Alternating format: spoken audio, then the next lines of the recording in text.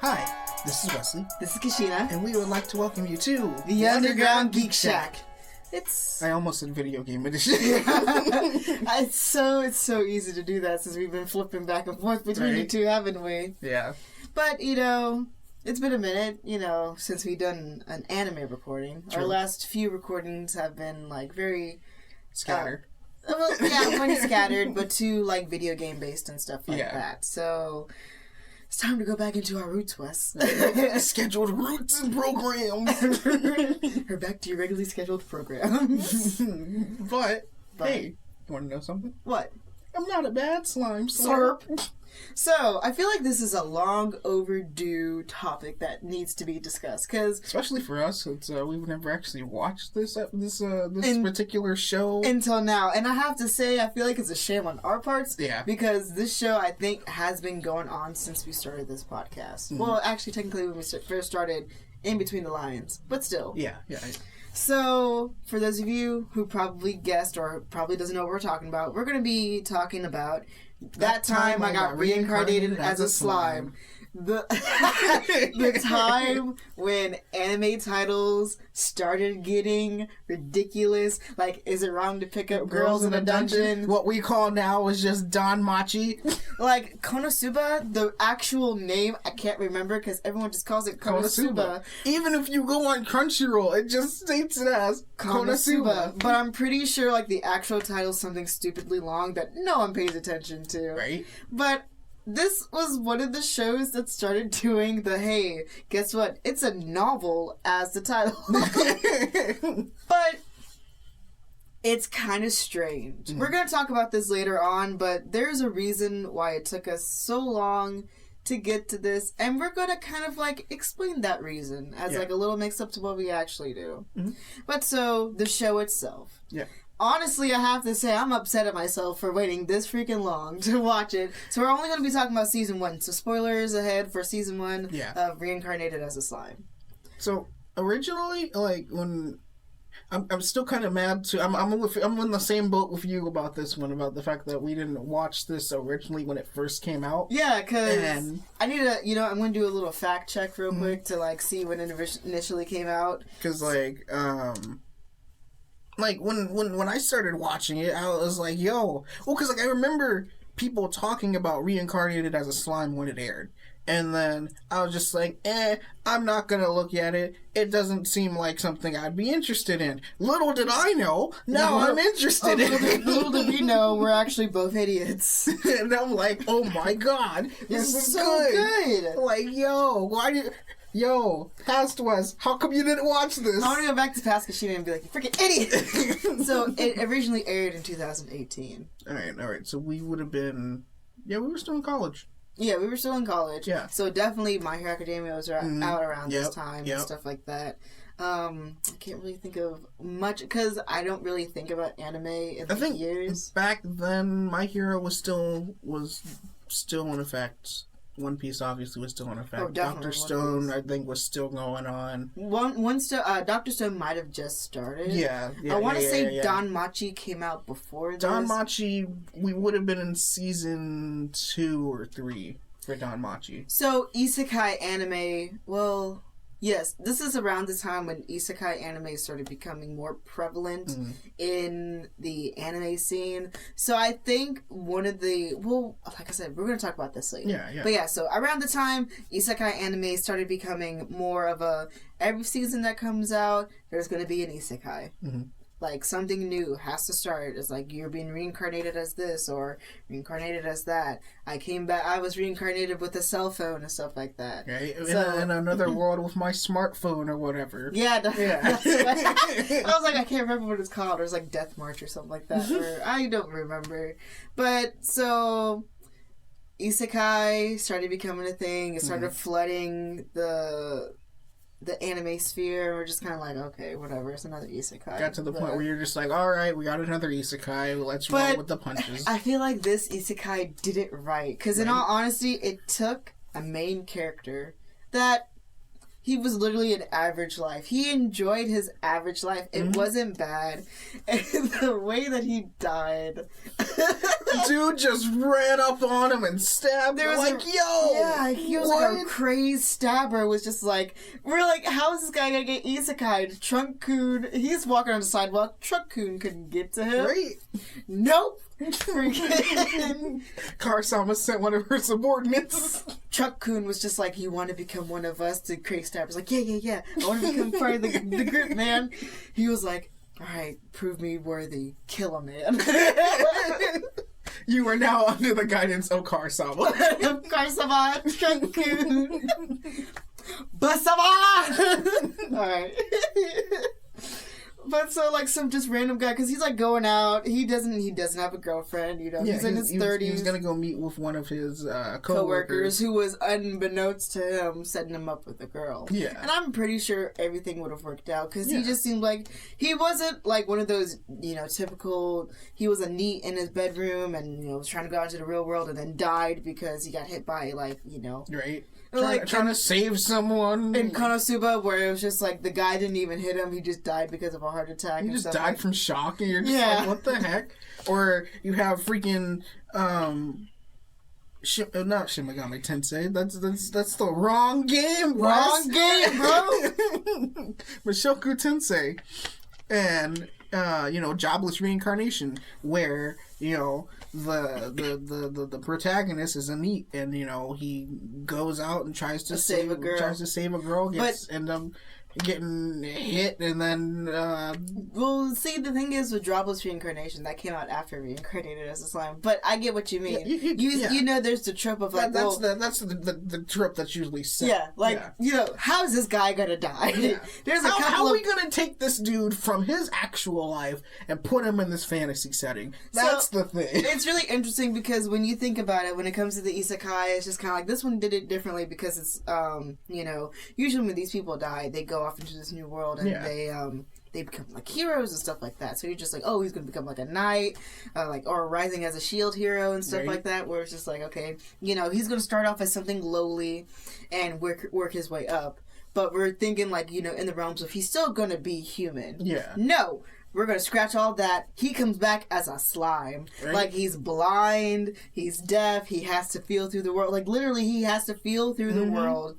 But the way that he died, and, like, his wishes, I remember seeing that clip so many times on freaking YouTube. The age, and the sage was just like, I'm gonna make sure, like, you have all these powers, heat resistance, cold resistance. Right, and it was funny because, like, when he's dying, he's like, yo, shut up, let me get some sleep. Why does this pain hurt? And then it's like, the sage is talking to him, and she's like, all right, pain resistance. And I'm like, wait, what? And then he's like, it's so cold. All right, heat resistance. And I'm like, it's like cold resistance, and then something like happens like hot resistance, combined abilities, temperature regulation.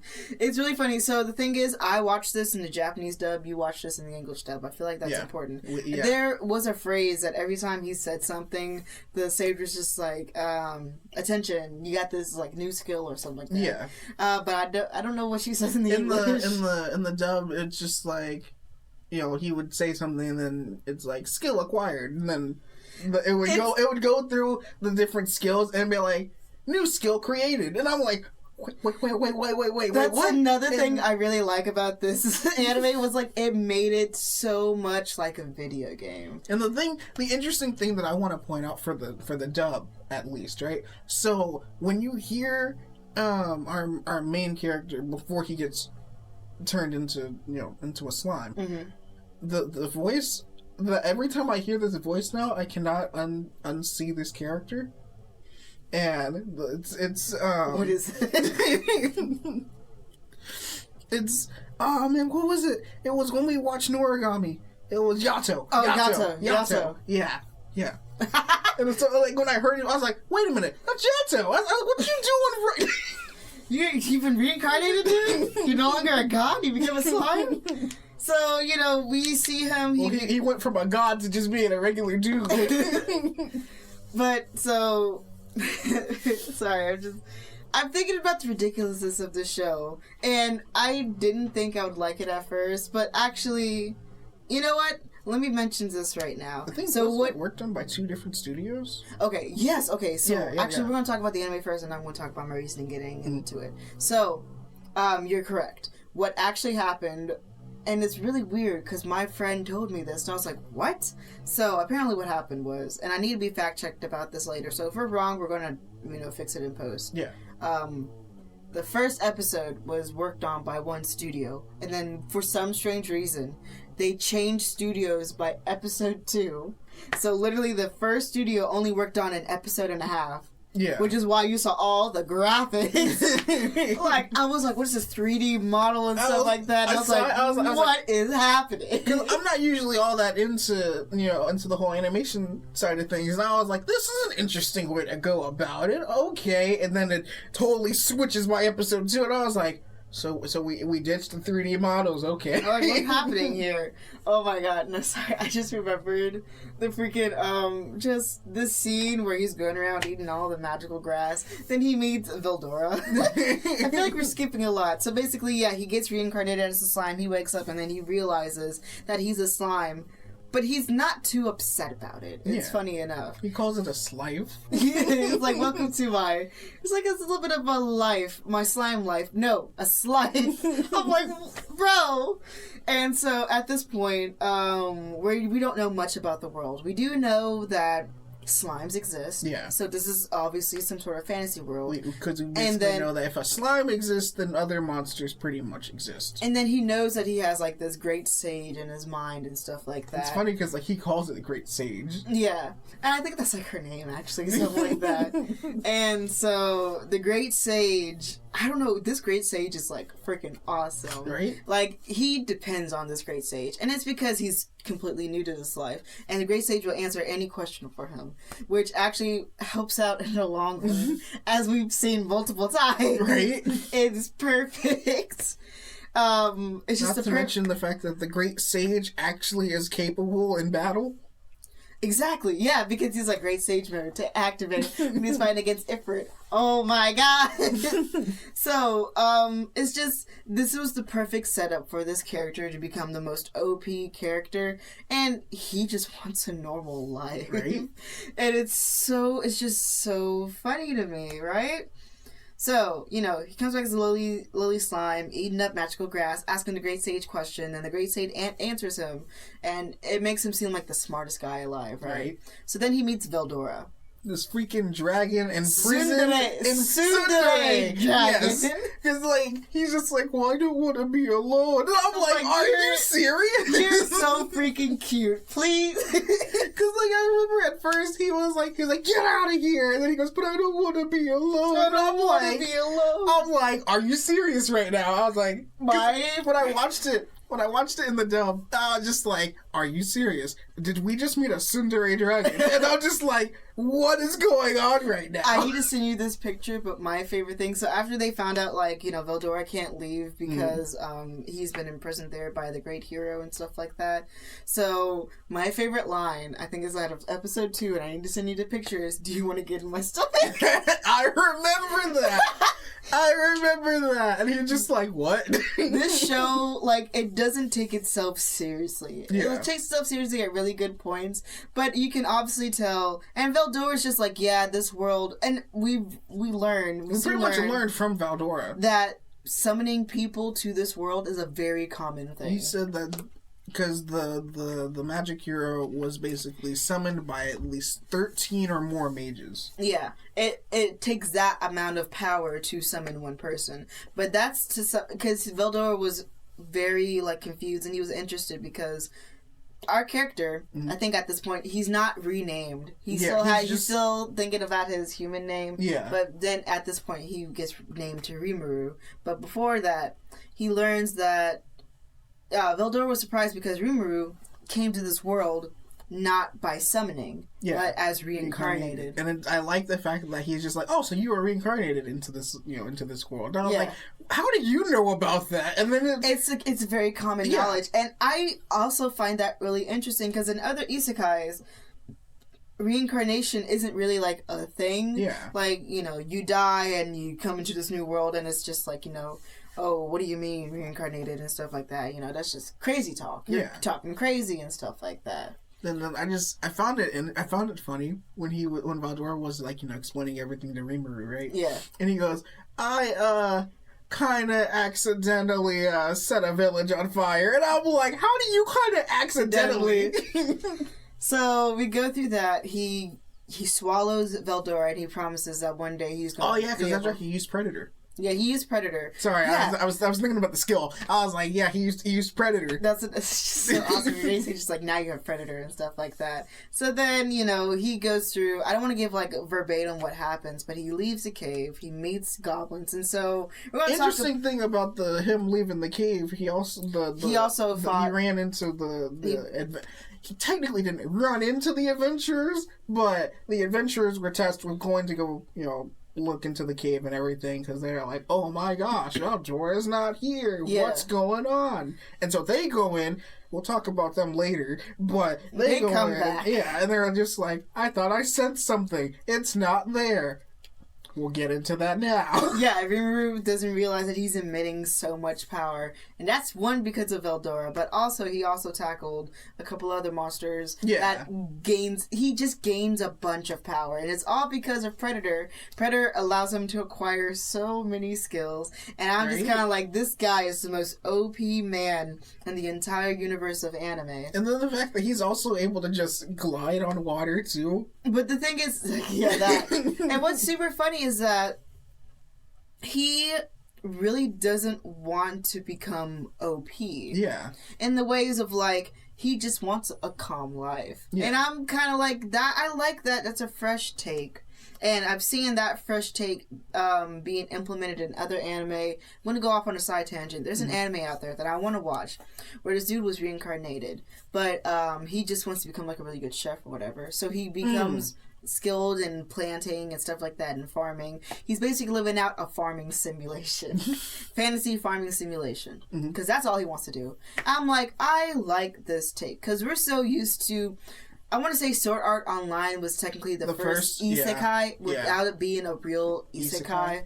That was the one that entered life high stakes. Yeah, you die in the game, you die in real life. Yeah. Or no game, no life. I'm still waiting on that season 2. That ain't happening, bro. I give up on it. I know.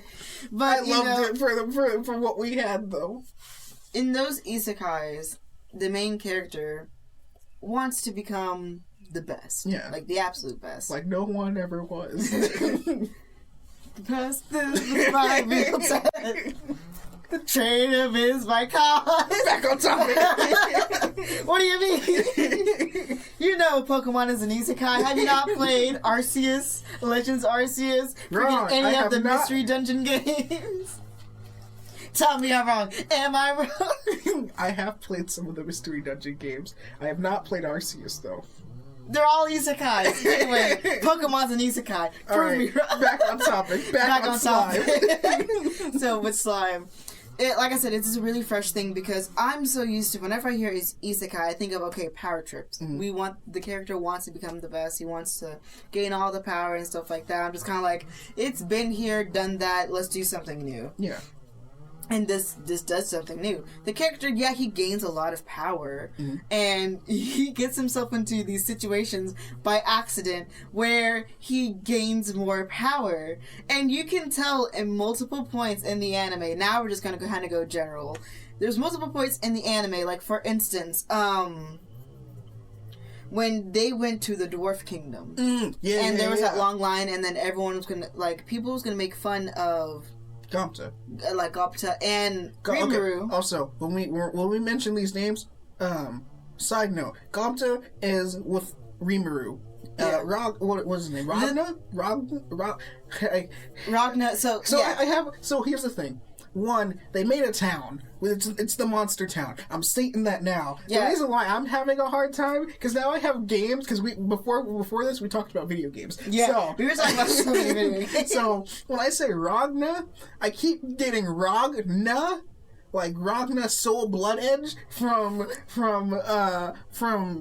not Grand Blue, it's Blaze Blue Cross Tag Battle, and so I have Ragna Blood Edge in my head, and so every time I say Ragna, I get Ragna, and I'm oh no, I'm having two names conflict with each other. So I have Ragna, Wolf, Tempest, Wolves, all of them, one name. Yeah. Good.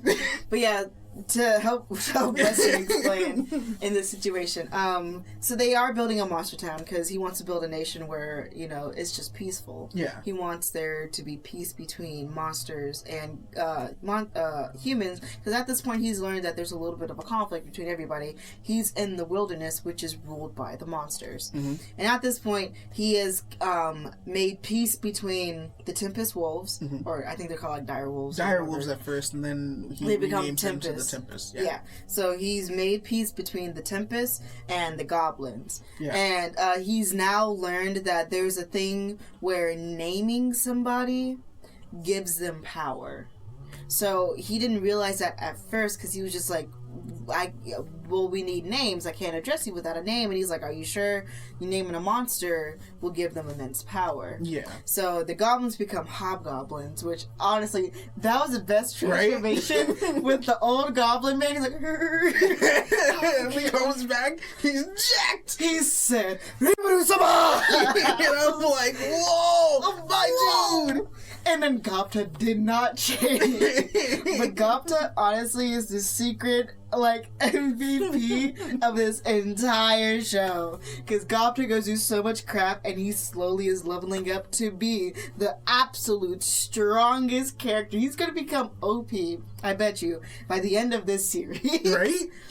Over here taking on enemies by himself, and he gains poison resistance by eating the most absolute abysmal meal and lived through it, that now he has 100% poison resistance. Nothing can stop this man. He's learned, as you told me, he's learned Shadow Step. Right?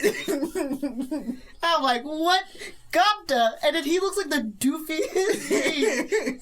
Like he gave it all the power to this schmuck. Everyone's like, how could a slime have all this power? And it's like, no, I'd be like a Gopta. Because when they went to the Dwarf Kingdom, right?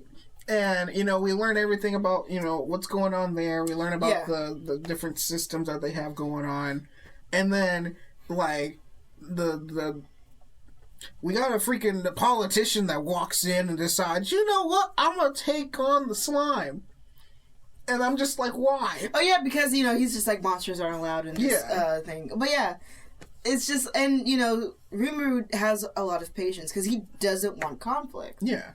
He will resort to methods to bluff. Yeah. Like the example I was trying to say earlier, when they were trying to get into the Dwarf Kingdom, mm-hmm. they were in the line, and Gopta said, yeah, the last time I was here, I got beat up pretty hard because some adventurers was just kind of like, oh, monsters, they have no rights. And I'm like, what? Right? I get so upset. I was like, whoa. Because even when that happened, he brought Ragna out, and I was just, he transformed into because he said that he wants Ragna to stay behind because he wanted things to be peaceful. Yeah. He didn't want to cause a scene. So, what he didn't say was he did cause a scene. But, so, the slime, he transformed into Ragna, and then he used Menace, the main skill that is Ragna's race. Yeah. And the Great Sage was just like, there's been many things. 15 people's passed out. 25 people has messed their pants. There's been confusion everywhere. There's 15 injuries. And then Reaper just like, I don't need the report. Because all he wants to do is bluff. Yes, he has all this immense power. Another example, mm-hmm. when he was fighting against the ogres. Right, yeah. Or the Oni, sorry. They're technically Oni. But I think they call them ogres. Because we have Onis and then we have the orcs. Yeah. The orcs... This was during the war. I just remember they called them ogres in this anime. I think mm-hmm. it's to go more towards the Western ideas of... monsters. All right. So they're called ogres in this one. What should we refer to them as for this? You want to go with the ogres, or you want to go with the Onis? I'm going to say ogres only because the show calls them ogres, and I know in my mind they're actually Onis. But Because when it came to them, you know, and Rimuru was, you know, he wasn't trying to fight. He wasn't trying to fight. They were trying to fight him. Yeah, and so he was using funny. Bluff. It was funny because he sat here and like he just held up one hand and then he was using dark energy, right? And then he just goes in the dub. He goes, "Come get it, boys!" And I'm like, "Are you serious?" And in his mind, he's like, "Please let this bluff work. Please let this bluff work. Please let this bluff work." Right. But yeah, you know, so he's just trying to bluff his way through. Yeah. And in most cases, if we look at other isekai, you know, the character's just kind of like, I got this new power, I can defeat you against it. And he's trying to power climb and show his power. Rimuru is only showing his power just so he doesn't have to use it. Yeah. I'm like, what? I was like, you gained dark energy. You have enough power to become a demon lord. And Rimuru literally is just kind of like, nah, bro, I don't want any of that. When the demon lord came over, like the girl who and came infatuated with the honey, like, yo, when she came over, I was like, who the heck are you? And then she's just like, oh, how dare you mess with my bestie? And then this nails a dude. I was like, yo, whoa, like that. We don't need you. That was amazing, but. That was the thing. I just love the chant that everyone was like, besties, we're ST. What's really funny is when she came over and when she found out like how powerful the slime actually is and they become best friends, she's like, you should become a demon lord. And he was like, well, what's the benefits of becoming a demon lord? She's like, you get to fight with other demon lords. He's like, is that it? I don't want any of that. But everyone's just kind of like, you should become a demon lord. And freaking Reaper was just kind of like, I just want to live my life, man. Yeah, I'm good, yo. I'm fine. Like, that's just what I really like about this. Also, I like one of the things he said, all is good in the slime and goblin hood. You know what? Honestly, that reminds me. So we should probably actually talk about the arcs. But all is good in the slime and goblin hood. That must have been in the English dub, and I'm so mad they never said anything like that in the Japanese dub. Now I gotta rewatch the whole show in English so I can see what I've missed. Well, yeah. So you said you're gonna have to go back and rewatch it, right? Yeah, I'm gonna have to rewatch it because apparently in the English, there's a bunch of funny stuff that's happened. Oh yeah, there's a bunch. Like there's like the moment with the ogres, right? Yeah. I know. I want to go back into the war. I'm gonna say this real quick. Like the moment with the ogres, and you know they gave he gives it's interesting the fact that when Rimuru goes to name a large group, like a large species, I guess. Like he goes into sleep for 3 days. Well, yeah, because the first time he realized that naming actually gives power is when he was naming all the goblins, and he didn't realize that first. But then when he named the wolves, since they're all like kind of one mind, almost, he passes out. Because then that's when he realized, oh, I used up all of my magic. Yeah. And then that's when he realized the goblins have changed. And another thing about this is like when we see people with power trips and stuff like that, they have like some weird quirk to them. Usually, and I hate when they do this, they end up being a pervert. Like we've seen it in Jobless Reincarnation. Mm-hmm. There are some that just really focus on like the sexualization of women and stuff like that. Yeah. But Rimuru, it's kind of in there, but it's not the main focus. Yeah. Like, when he said the goblins, they grew up quick, and then we see the female goblin on the side, we're like, whoa! I'm like, whoa! Boobies!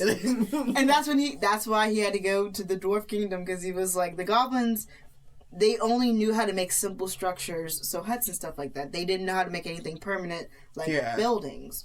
And they had no tailor, because they didn't know how to craft and tailor ship and stuff like that. So, the goblin women were kind of, well developed. And you said, this is undecent. And then you see the freaking, the leader of the goblins saying, Mike! What should we do? He flexes everywhere. Just the job that the chief now has, like, golly. Because now he's a goblin king. Right? But it's like, when you hear Goblin King, you think of, like, high fantasy, the whole, like, crown and everything. Just like, wahahaha. No, you just have, like, a really simple, humble guy leading an entire goblin race inside Tempest. Yeah. Like, this show is just so awesome. That's one thing I wanted to talk about was just the world building. Right? Like, I was not expecting to get that much world building from this show. And it's not like an exposition dump either. In a way, it almost reminds me of Log Horizon. Okay. Because the thing is that with that show, these characters, like, they originally were game characters. Yes. And then it took a SAO kind of route. But instead of them dying in real life, and then if they die in the game, they die in real life. Yeah. The Log Horizon flips it on its head, where if you die, you still come back. Your data gets uploaded to the game. Like, well, no, because like they went to sleep in the real world and they woke up in the game. Okay. And so I think now they just live in the game. So like all the NPCs, you think they're just NPCs, but those are actual people. Yeah. And then it's like, oh, what happens if you die? Oh, let's find out. Push you off a cliff. You don't die. You basically come back in the cathedral. What? Yeah, because the cathedral has like a fountain where you can basically just get rebirth. Like, you basically just come back alive, and you're just like... It's like a respawn. Right. Yeah, that's the respawn point. You respawn at the save point. You respawn at the cathedral, and then you just went like, oh, okay, so that's what happens. Oh my god, they did ReZero before ReZero did ReZero. But then it's like, that turns into... That has more world building and more government type things into it. But that was the world building that kind of clicked in my head when I can see that after you described it. That is kind of like what Reincarnated Slime did. Yeah, and it never feels like an exposition dump. Like, things get fed to us kind of generally. Like, when it becomes prevalent and important information, we are then explained, and it's like a natural segue into everything. And I never felt like, oh man, I'm being bogged down with so much information, I'm going to have to remember all this. What are the human nations doing and stuff like that. No, it never feels like that. We know that there are monsters, there are humans, dwarves, and then like there's three main... There's the elves. There's the elves. So when it comes to like fairies, so it goes like this: there are monsters, and then there are the humanoids, which is the elves, the humans. I was gonna say dwarves and humans like combined in one. Oh god. So there's the elves, there's the humans, and then there's the dwarves. Those are the main three humanoid nations. And then we have the demon lords. They're their own like thing. Yeah. So things are like pretty simple. It's well explained out and stuff like that. And we went from a mainly monster focused anime that slowly gradually went into like monster and human relationships anime. Like, this was how this thing goes through. And you can see it in the arcs too.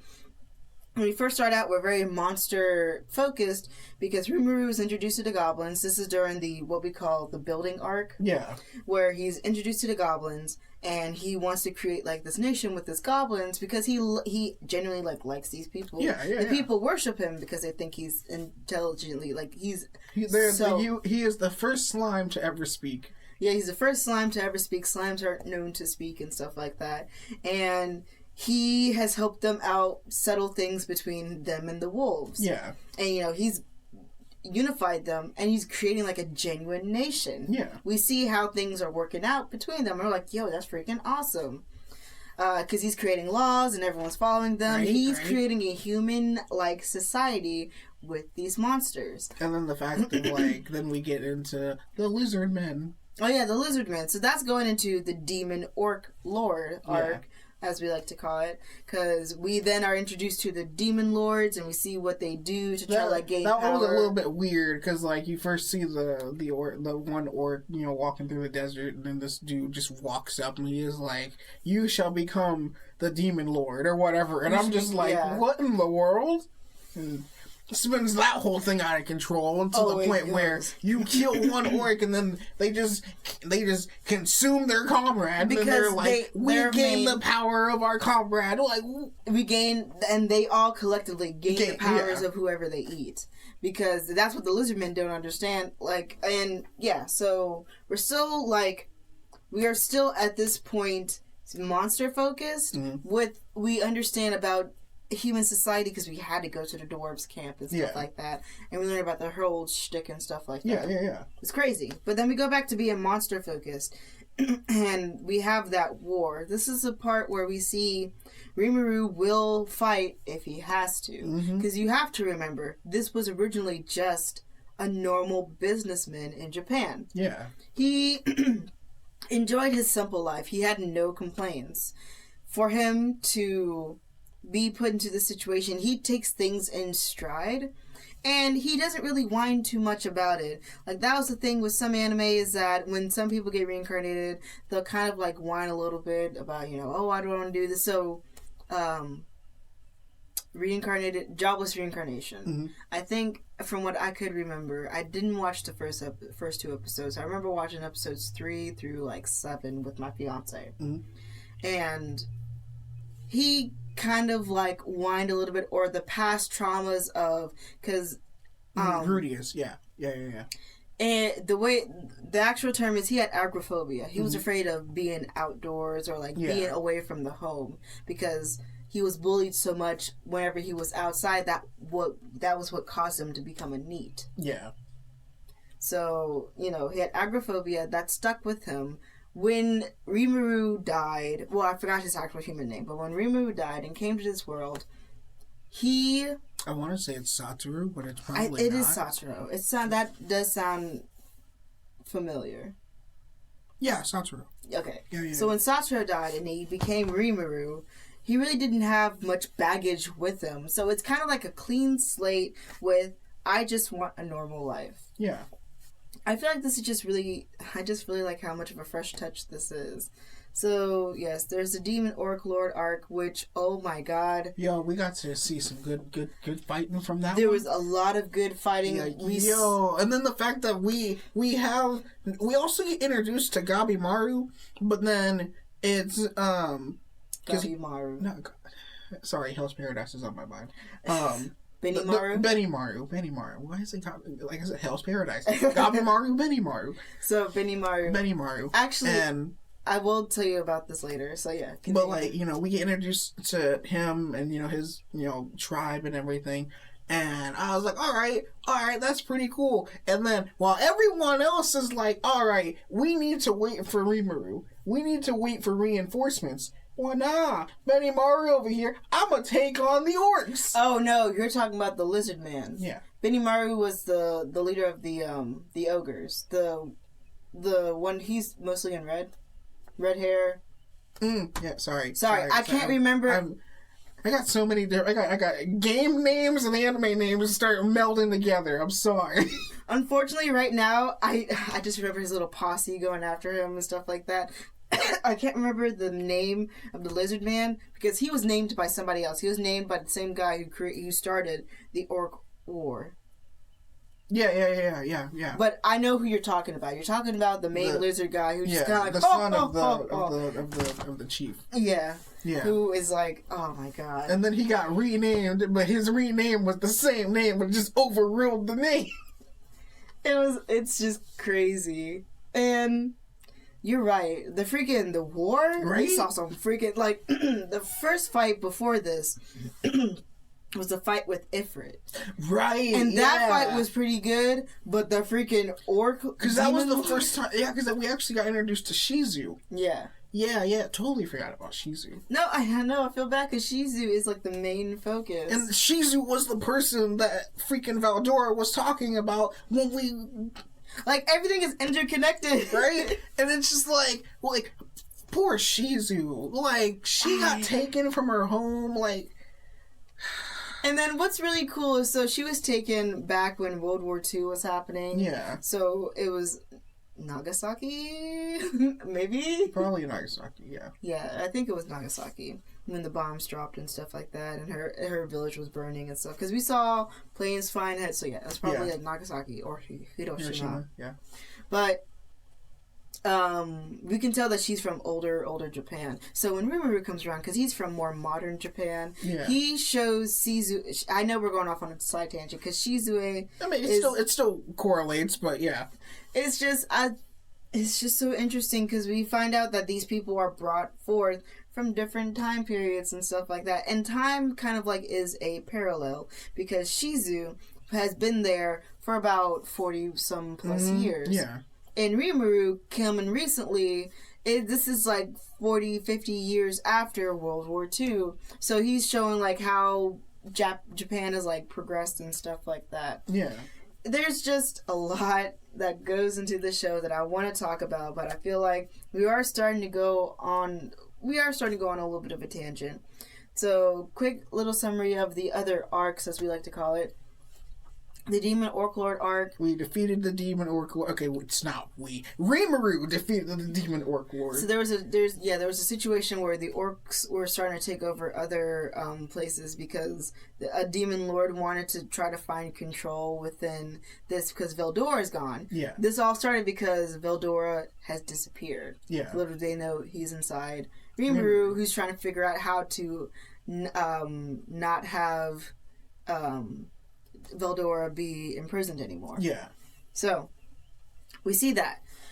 The orcs are taken over. Lizardman is like the next to be taken over, so they're trying to like find a way.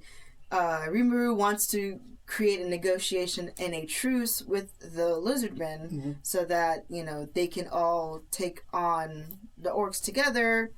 There's a big fight, misunderstanding. The freaking son's an idiot, and I was so mad at him. We also got the, hey, can I kill him now? Yes! Wait, no, stop! I was joking!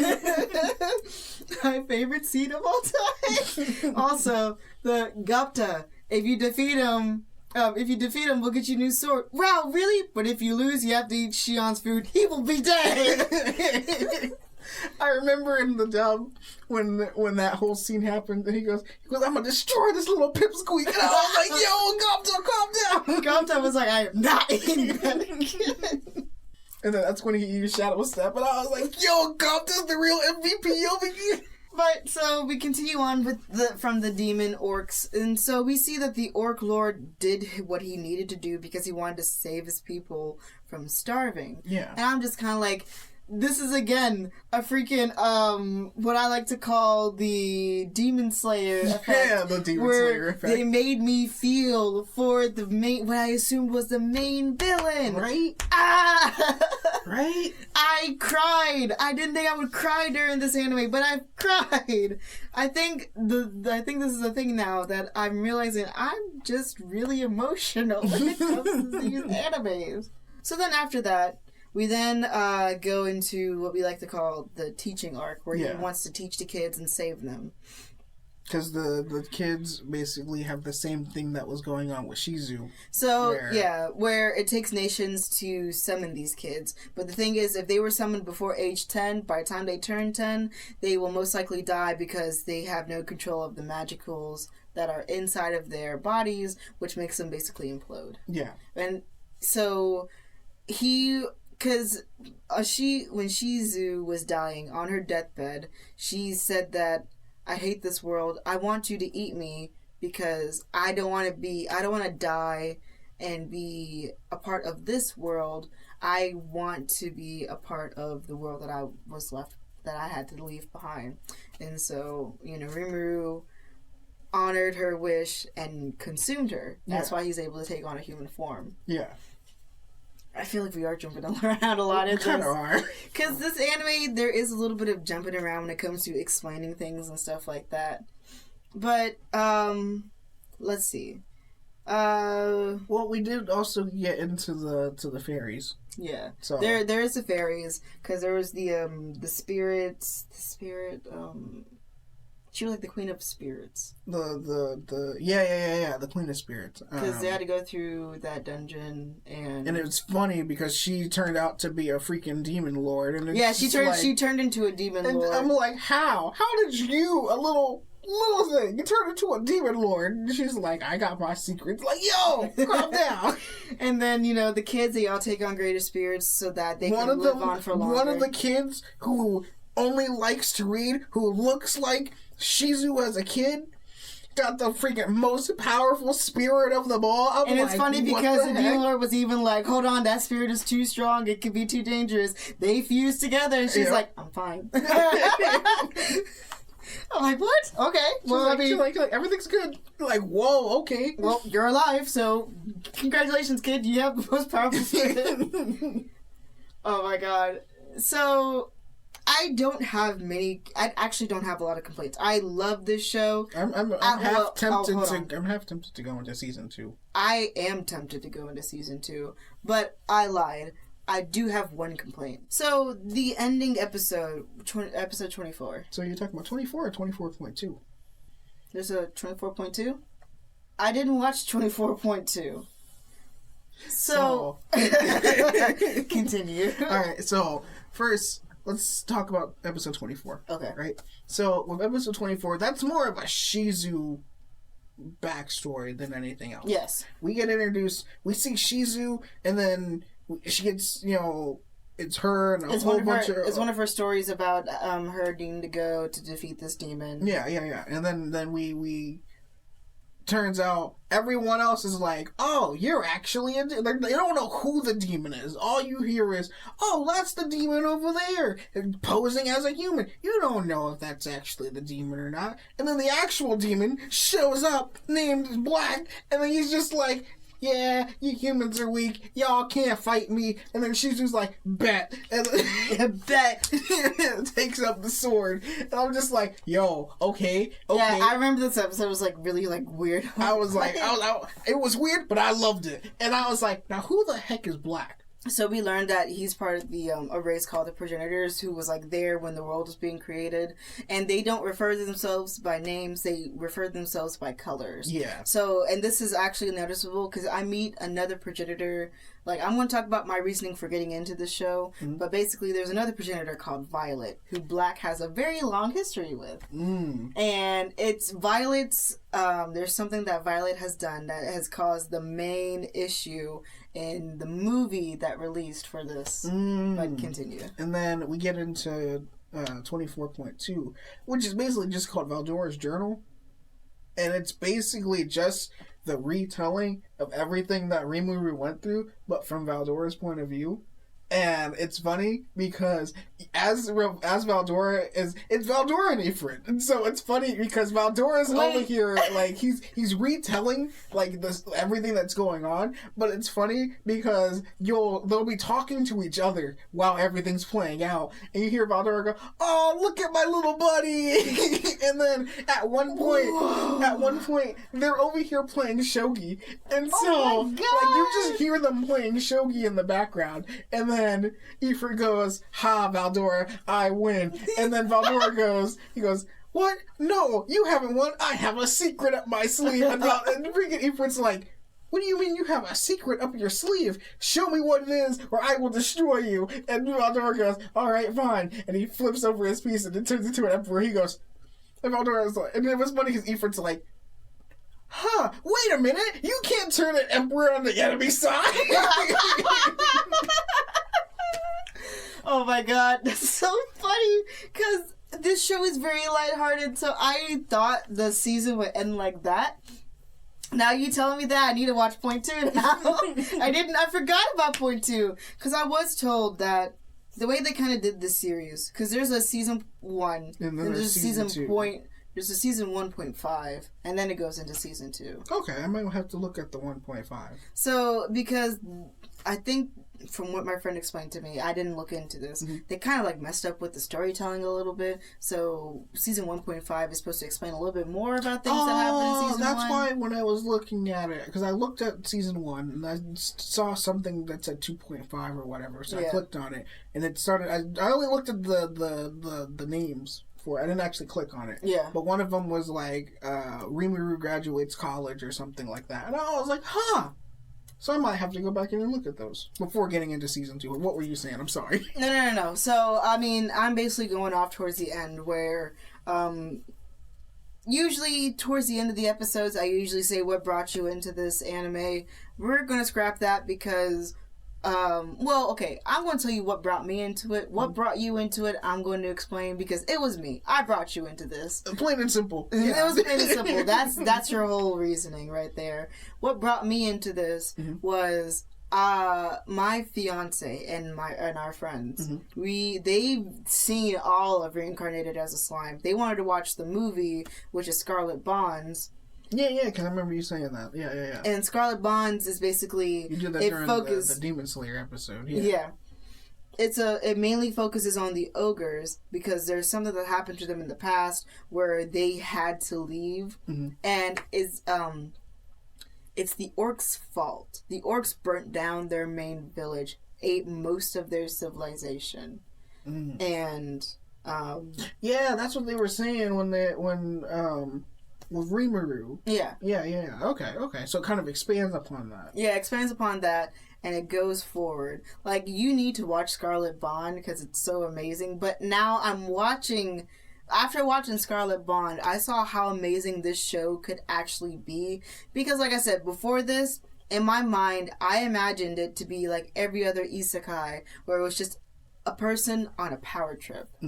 But then after watching the movie and seeing how Rimuru actually is, I was like, well, wait. He's not like, a normal isekai main character. I was like, I need to watch the anime now. And, that was what brought me into the anime. Yeah. So, now we're going to talk about why we chose not to get into this when it first came out. So, like... When you saw that this was an anime, what was your first thought? Like, what told you, nah, I'm not going to watch this? Because I was like, I think, yeah, because most back then, you and me were going through, my anime list like usual. We talked about, oh, look, My Hero. Oh, look, da, da, da, da. We saw Reincarnated as a Slime, and I was like, yeah, it doesn't look like something I'd be into. And, legit, that was my thing, it doesn't look like something that I'm going to be into. Yeah. And I was like, why watch this when I can still watch My Hero? Why watch this when I can watch da da da da da? This is when you were still kind of into Naruto, so I think Boruto was coming out. I think Boruto was coming out, and I was like, all right, why watch Reincarnated as a Slime when I can watch Boruto? I can watch the Boruto to see how that fares, and I mean. Boruto's and then you dropped it because you was like, this is stupid. I dropped it. I picked up the manga, but I dropped it. You said this is basically a retelling of Naruto, except through his son. This is stupid. I'm like, all right, dude, you pretty much had everything your dad wanted, but you taking it for neglect. I'm dropping it. You said you're not respecting Naruto at all. Drop! Denied! I want my cast back. So, kind of like you, except, when I saw Reincarnated as a Slime and I saw that it was a thing, again, I saw Reincarnated. I'm like, oh, great. It's another isekai. Like I said, this is when isekai started flooding the scenes. Yeah. And I'm just kind of like, isekais kind of run through the same way, where it's just like a power trip. I'm not going to watch it because it's going to be like every other isekai that's out there. And I was so wrong, and I wish I can go back to myself and be like, what were you thinking? So this has kind of opened me up to wanting to try other types of isekai. All right. Slowly but surely, I think what burned me when it comes to isekais was Sword Art Online. It's not a true isekai, like I said, but it was the start when we were... Yeah, because I was still in high school when SAO and SAO and SAO first came out, and I just kind of saw the direction that the anime was going, and I was just kind of like, I was totally all right with SAO. But then season 1 of SAO, good. Turns out one of his love interests was his sister, and I was like, technically it turned out to be his cousin, or like his cousin. It was that whole thing that was just weird. I was like, yikes. See, that whole thing was weird. But then we got into Alicization, got a lot better because basically you had Kirito from scratch, and then it was dealing with the soul. Okay. And so I was like, all right, that's pretty cool. And then we have Gun Gale. And then we had Gun Gale Online. Yo, we had Gun Gale. I'm not going to lie, that whole season in and of itself was pretty cool. Then we got a spin-off of Gun Gale Online, which dives even deeper into Gun Gale. After the events of what happened with Kirito and his whole thing in Gun Gale, yeah, Gun Gale's still a thing, and we still diving into it, but now it's from another perspective of this other person. Oh my god. And I was like, alright, I know where this is going. I like where this is going. Because now you're entering, hey, let's bring the military in here. And the military is using freaking Gun Gale Online as a training exercise for them. But I'm like, what is happening? Wait, we're going off on a tangent. I'm sorry. No, I didn't get mean you. to. I know we gotta end. But that's interesting because, like I said, I felt like I was so burned from SAO that I was just kind of like, I don't want to give other isekais a chance. But you've been telling me about other isekais that you watch, because isn't Rising as a Shield Hero Pretty is much an isekai? Yeah. So, okay, I need to watch that. Because after hearing you talk about it... He didn't get taken out by Truck-kun. He didn't get taken out by Car-sama. He didn't get taken out by Subordinate Knife Guy. Subordinate Knife Guy. He legit just gets summoned into the world because he was flipping through a book. What? Like legit, like all he was doing, because he's a college student. And Okay. so he was in the library. He was he picked out one of the books, and he was like, "Oh, this looks like an interesting book." And so he's flipping through it, and at one point there's blank pages, and he's like, "That's not right. Where's all?" And he gets sucked into and the then story. he's like, "Where the heck is everything? Where's all the information? There's not enough information to me to finish this book." And then the pages start to go. He gets sucked in, and then that's how he gets summoned into the world. Alright, so, okay.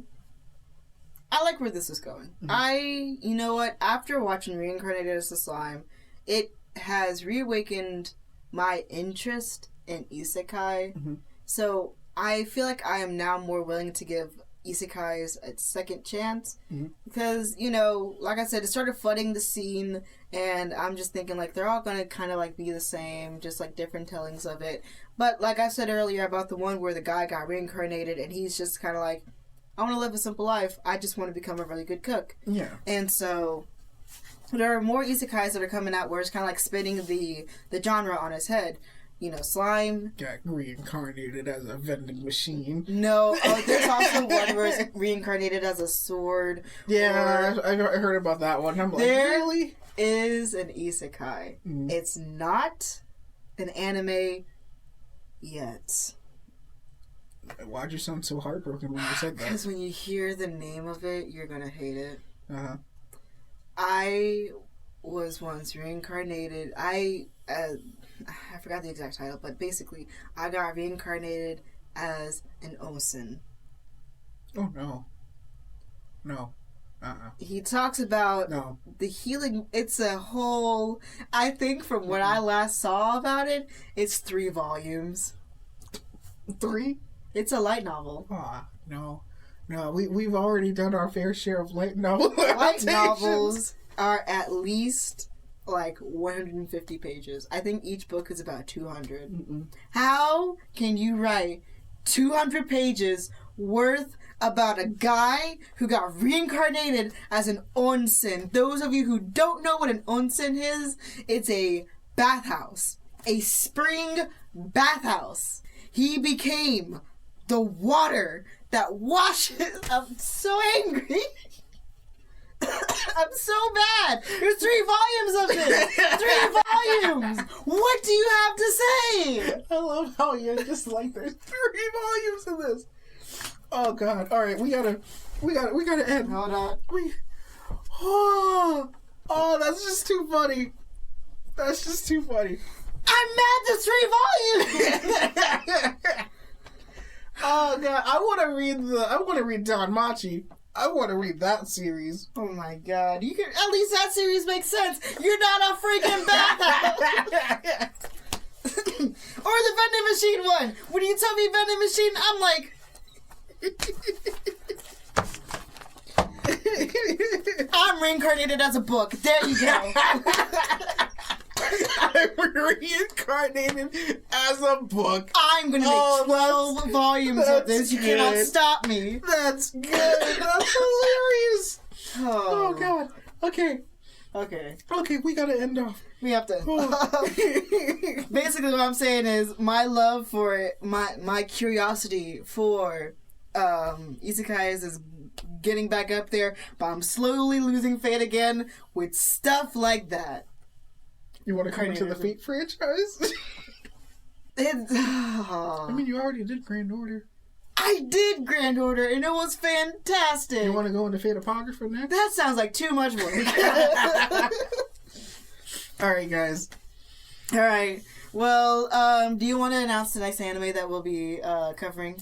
Yeah. So the next one we are going to be covering. What was it? My Hero? Yes. Yeah. My Hero. Sorry, I almost said another one that's gonna be for next time. It's gonna be for next time. We're super excited for it. Wesley's really excited for it. Oh yeah. But we're gonna save that one for after the next episode. So we're gonna keep you on your toes. Yeah. But the next anime that we will be discussing will be My Hero Academia Season 5, because I'm finally taking the plunge and catching up to the series.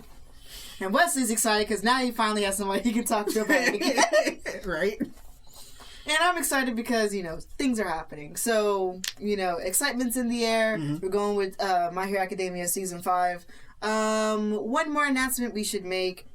We just finished Demon Slayer the Hinokami Chronicles as our video game. So, should we announce our next video game on here? Sure, why not? For those of you who want to listen or even watch our gameplay. As of recording. As of this recording, there aren't actually any out yet. We're still working on it. The next video game that we will be playing is, drum roll please, is the what was it? Famicom Detective Club? Yeah. I almost called it Detective Famicom. Famicom Detective Club. Which one? It's the Missing Air. It's the first one. All right, cool. Yeah, the Missing Air. Yeah, you heard it here first. You're here first, guys. But so those are our next announcements. We're super excited to continue on with what we're blah blah blah blah blah. With what we're doing. With what we're doing, yes. There are multiple things that we're doing and multiple projects that we're taking on that I'm super excited for. But yeah, there also will be a announcement coming out soon. About something. Something your boy has in the works. Yeah. Can't wait to hear about this. I'm gonna save that for next time. Alrighty then. But, we do have to end off. Mm-hmm. So, thank you all for coming. And like you said, wait, hold on. So, thank you all for coming. Like, comment, and subscribe. And we would like to thank you for visiting us in the Underground Geek Shack. See you guys. Maestro.